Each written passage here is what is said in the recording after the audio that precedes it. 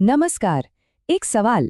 શું સફળતા ફક્ત ટેલેન્ટ પર આધાર રાખે છે કે પછી એ એક એવી માનસિકતાનું પરિણામ છે જેને આપણે કેળવી શકીએ?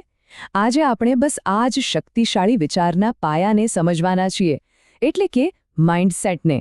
એક એવી વસ્તુ જે આપણી દુનિયાને જોવાની રીતને અને તેમાં સફળ થવાની રીતને ખરેખર પૂરેપૂરી બદલી શકે છે.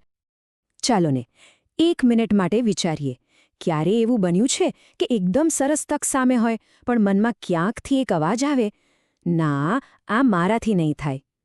કદાચ આપણી સૌથી મોટી દિવાલ, સૌથી મોટી મર્યાદા એ બહાર નથી, એ આપણી અંદર જ છે. તો આ આખી સમજણની સફરમાં આપણે 6 મુખ્ય મુદ્દાઓ પર વાત કરીશું. સૌથી પહેલા, વિચારનો પાયો શું છે?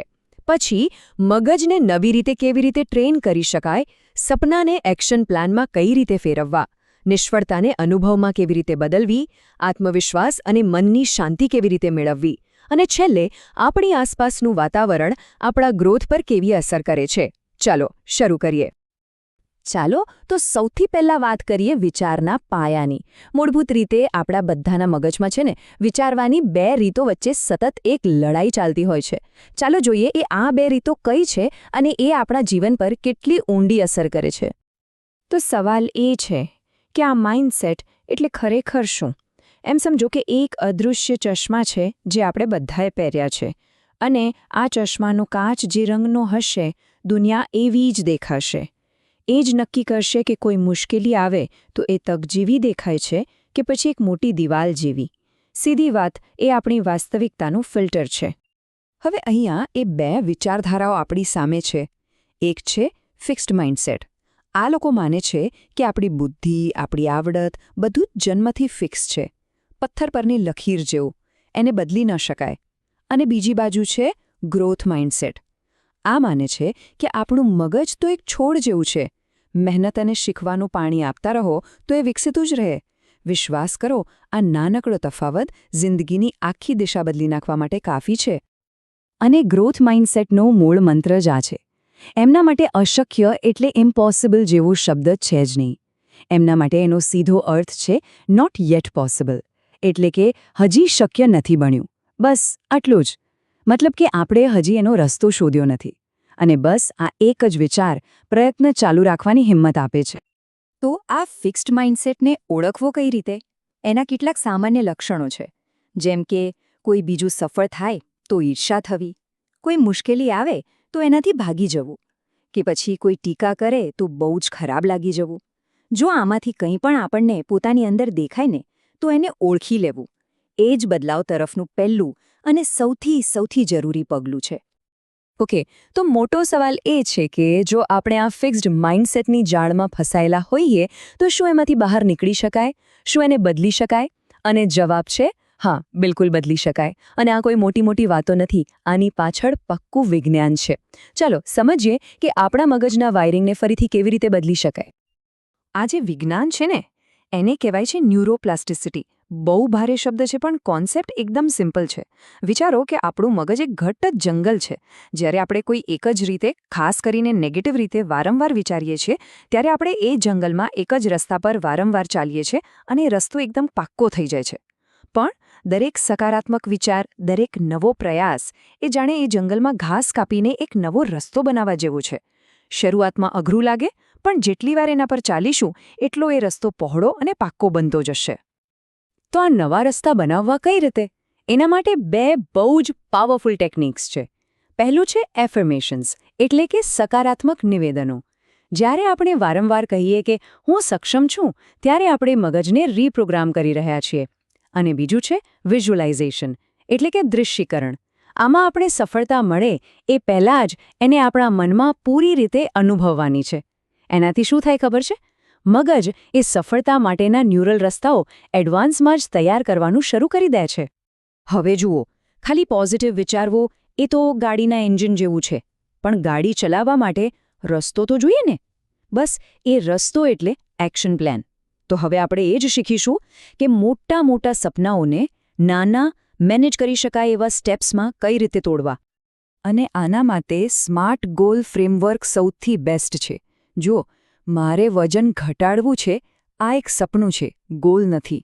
પણ મારે આવતા 3 મહિનામાં રેગ્યુલર કસરત અને ડાયટથી 5 કિલો વજન ઘટાડવું છે. આ એક સ્માર્ટ ગોલ છે.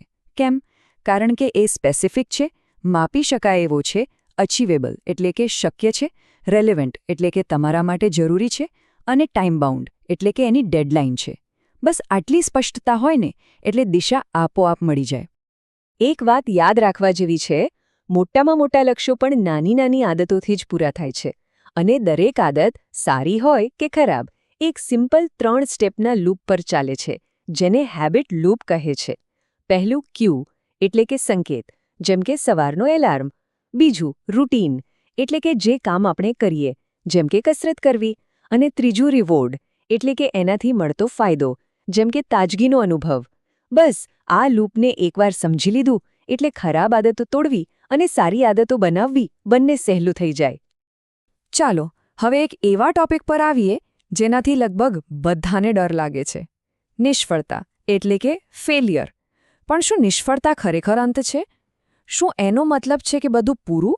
ગ્રોથ માઇન્ડસેટ કહે છે ના, જરાય નહીં. એ તો શીખવાની પ્રોસેસનો સૌથી અગત્યનો ભાગ છે. આખી ગેમ છે ને એ નજરિયો બદલવાની છે. ફિક્સ્ડ માઇન્ડસેટવાળા લોકો માટે નિષ્ફળતા એક બંધ દિવાલ છે, ત્યાંથી રસ્તો બંધ. પણ ગ્રોથ માઇન્ડસેટવાળા માટે એ જ નિષ્ફળતા એક પગથિયું છે, એક સીડી છે જે શીખવાડીને ઉપર લઈ જાય છે. એટલે સવાલ હું કેમ ફેલ થયો એ નથી. સાચો સવાલ એ છે કે આ ફેલિયર મને શું શીખવાડી ગયો.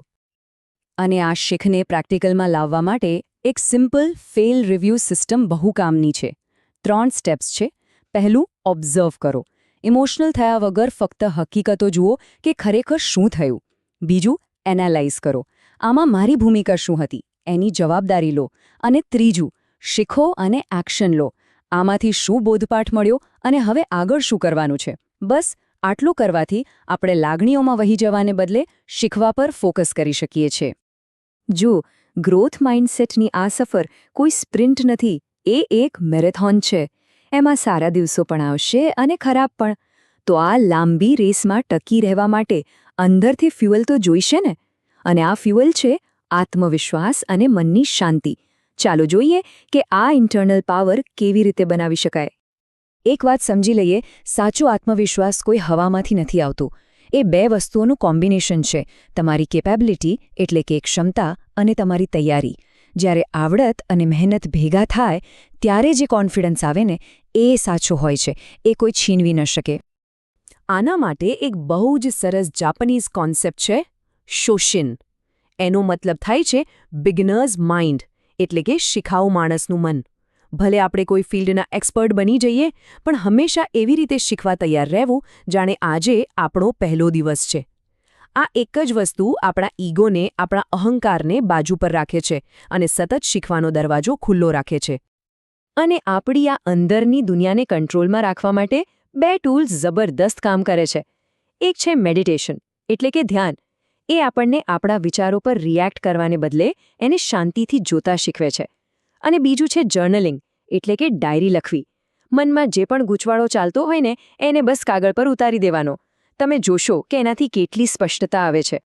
અને હવે આપણે છેલ્લા અને કદાચ સૌથી અગત્યના મુદ્દા પર આવી ગયા છીએ. જુઓ, આપણે અંદરથી ગમે તેટલી મહેનત કરીએ, પણ જો આપણી આસપાસનું વાતાવરણ જ યોગ્ય ન હોય તો શું થાય? એ આપણા ગ્રોથને વધારી પણ શકે છે અને રોકી પણ શકે છે. તો ચાલો જોઈએ કે આ બાહ્ય પરિબળોને આપણા ફાયદામાં કેવી રીતે વાપરવા. તમે કદાચ આ સાંભળ્યું હશે કે આપણે એ 5 લોકોની એવરેજ છીએ જેમની સાથે આપણે સૌથી વધુ સમય પસાર કરીએ છીએ. આપણા વિચારો, આપણી આદતો, આપણી આવક પણ, બધું જ. આ એક વિચાર જ આપણને એ વિચારવા પર મજબૂર કરી દે છે કે આપણી સંગત કોની સાથે છે. શું એ આપણને ઉપર લઈ જાય છે કે નીચે? એટલે જ બહુ સમજી વિચારીને આપણું વાતાવરણ બનાવવું પડે. એનો મતલબ શું? જે લોકો નેગેટિવ વાતો કરે છે એમની સાથે સમય ઓછો પસાર કરવો. એવા મેન્ટર કે ગુરુ શોધવા જે ત્યાં પહોંચી ગયા છે જ્યાં આપણે પહોંચવા માંગીએ છીએ. એવા મિત્રો બનાવવા જે આપણને આપણા ગોલ્સ માટે જવાબદાર રાખે. અને રોજ રાત્રે સૂતા પહેલાં એવી 3 વસ્તુઓ યાદ કરવી જેના માટે આપણે આભારી છીએ. આ નાની નાની વસ્તુઓ બહુ મોટો ફરક પાડે છે. તો આટલી બધી વાતો પછી હવે સમય છે એક્શન લેવાનો, કારણ કે જાણકારીનો કોઈ અર્થ નથી જો એને અમલમાં ન મૂકીએ. તો છેલ્લે બસ એક સવાલ, આજથી, અત્યારથી એવી કઈ એક નાની આદત છે જેને બદલવાની શરૂઆત કરી શકાય? માત્ર એક. એવી આદત જે ભવિષ્યમાં એક મોટા પોઝિટિવ બદલાવનો પાયો બની શકે. આ સવાલનો જવાબ એ જ આપણી આવતીકાલનો રસ્તો બનાવશે.